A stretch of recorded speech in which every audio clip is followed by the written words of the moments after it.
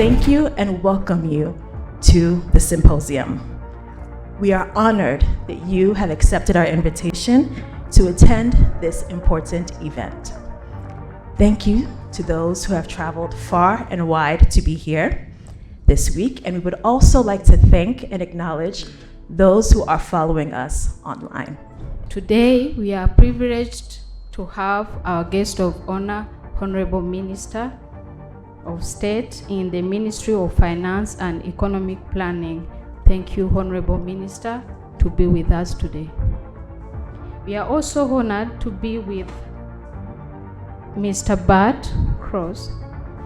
He's the Chief Statistician and Data Officer and the Director of Statistics at the International Monetary Fund, commonly known as IMF. Sir, thank you for being with us. We welcome also the Director of Statistics at the African Development Bank, Mr. Omotosho Babatunde Samson. Sir, thank you for choosing Rwanda to host this symposium. On behalf of the African Development Bank, let me first welcome you all to the beautiful city of Kigali, and it's one of the cleanest I've seen on the continent. I wish to thank the government and people of Rwanda for their warm welcome and hospitality. Special recognitions goes to the National Institute of Sciences of Rwanda for graciously hosting this symposium and for their exceptional efforts in coordinating the logistical arrangements. Their dedication and hard work have been instrumental in ensuring the success of this event. And I would like to particularly thank you, my brother, Ivan, for all you do for the African statistical community. Honorable Minister, the theme of this year's symposium underscores the pressing need for African nations to establish robust data governance. In today's fast-evolving digital landscape, data governance is not only essential for ensuring the integrity, availability, and security of data, but has also become a crucial enabler of sustainable development. This is because by empowering governments and institutions to make data-driven decisions, data governance fosters transparency, operational efficiency, and innovation. The idea is to ensure that there's partnership between data producers and data users. If we invest a lot of money in data collection and data analysis, and they don't get used in policy making, then we can't make impact on the lives of the people. So that's why it's important for us to bring all stakeholders together to discuss the issues around data production, data governance, and the use of data to be able to make development impacts. 5 years ago, we were sitting in the same room at the conference on big data organized by the UN and the NISR. And so much has changed since then. So much more implementations are there with big data, with innovation. And I'm really convinced that meetings and symposiums like this one contribute to growth and innovation in cooperation and in more applications of data for decision making. And also this time, Mr. Director General Ivan and me, we agreed that at the end of this symposium and also of the parallel workshop that the IMF and the AFDB is holding this week, we'll have some very tangible ideas. Tangible ideas, what will work for the African countries? What is the information your policymakers need? And how can we bring that forward? How can we ensure we make the data together that helps the African countries? And how can we work together?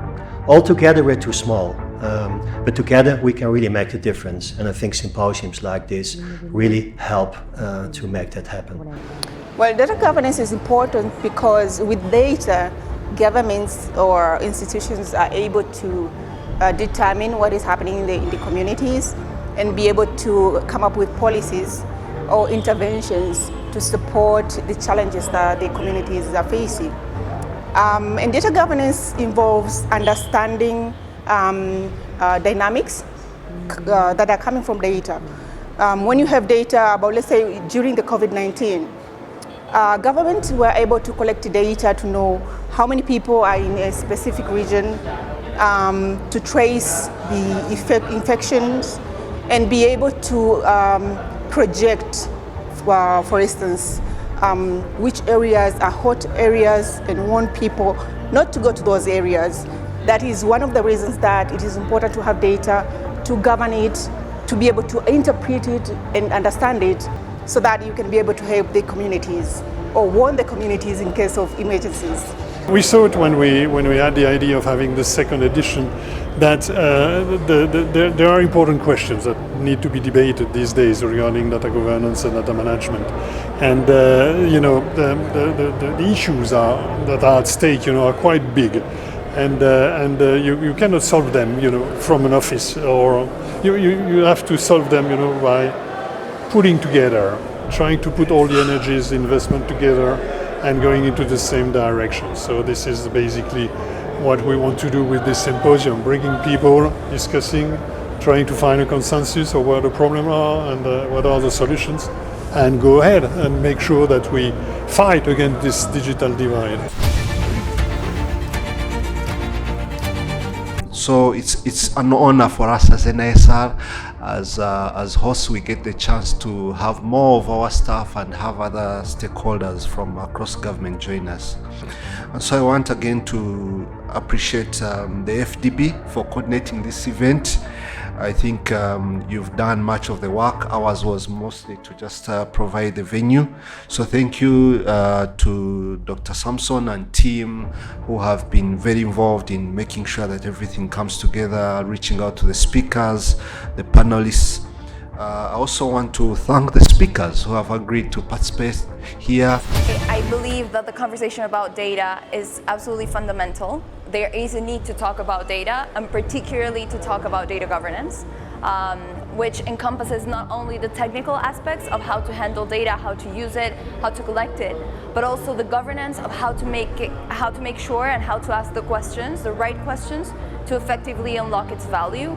Particularly in the African region, it's absolutely fundamental not only to talk about data governance, but also to talk about the different disparities that exist in the continent, the different contexts, the different challenges that we're experiencing, and finding the ways not only to collaborate, but to make that collaboration a cross-border effort, which is fundamental for the region and for enhancing a digital single market, and to address the different issues that the region is facing. Data is at the heart of decision making, of policy making, and service delivery. If we are to effectively meet the needs of our citizens, as well as unlock our continent's full potential. As a country, we are truly committed to becoming data-driven, as DG Ivan mentioned, and it really comes from the top down to all institutions. The commitment is reflected in our ongoing investments in the infrastructure that's necessary for robust data collection, storage, and analysis. From data centers to device accessibility, we're laying the foundation for the future, a future where data informs every aspect of governance, of decision-making, and policy-making. We also recognize infrastructure alone is not enough. We're equally committed to developing a skilled workforce, one that's capable of harnessing the power of data. Over the next 3 days, your deliberations will play a role in advancing data governance on the continent, but also fostering a culture of data-driven decision-making. We recognize that this is an evolving field and many of us are learning, but together we can ensure that the future of our organizations and our countries is one where information not only drives policies, but also empowers and impacts communities. Thank you very much. First, let me thank NISR and the government and people of Rwanda for hosting us in the last 3 days. And we really enjoyed the city of Kigali. We thank you for the hospitality.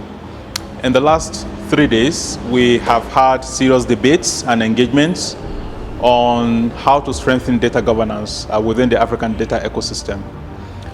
These debates and the discussions we've had actually shows the passion that statisticians and other practitioners within the ecosystem do have with regards to the use of statistics for development impact. I must say that the essence of data and statistics is to inform policies that will improve and impact on the lives of the people. And this is the commitment that I have seen in the last 3 days. We have discussed how data provided by our citizens should be protected. We have discussed issues around how those data should be secured.